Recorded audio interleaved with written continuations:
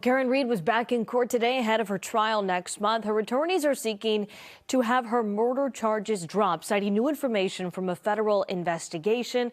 Our NBC 10's Kirsten Glavin is live outside Norfolk Superior Court with the new developments from this high-profile case. Kirsten.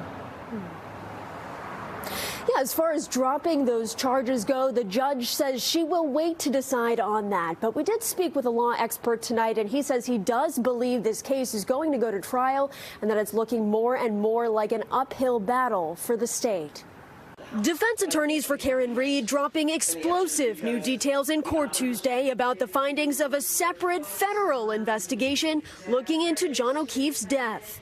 O'Keefe, a Boston police officer, was found dead in a snowstorm back in 2022 in Canton. Reed is accused of fatally striking him with her SUV.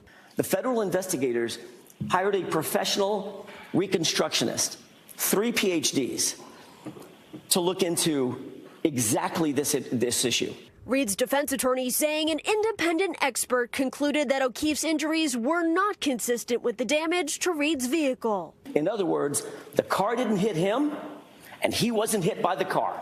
Period. Full stop. The defense also alleging relationships between law enforcement and those closely involved were not disclosed. That includes texts between the lead investigator, his sister, and the Albert family, who lived at the home where O'Keefe's body was found. Prosecutors firing back that this is all a distraction from evidence. What the defense is obfuscating from is the overwhelming evidence that was presented to this grand jury from a multitude of sources. I've been doing this for 16 years. Every single day, I've never seen anything like this. Criminal defense attorney Ben Herbalist says these federal findings are a game changer. He adds that conflict of interests will likely pose challenges during trial. If they don't believe him or they don't believe his integrity, and he's the one who's saying, I found this piece of glass, I discovered this piece of hair, and they believe that his integrity is compromised because he has an interest of the outcome because he is protecting the Alberts,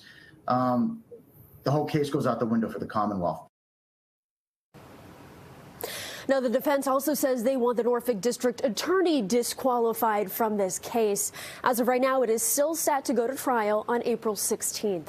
We're live outside of Norfolk Superior Court tonight. I'm Kirsten Glavin, NBC 10 Boston.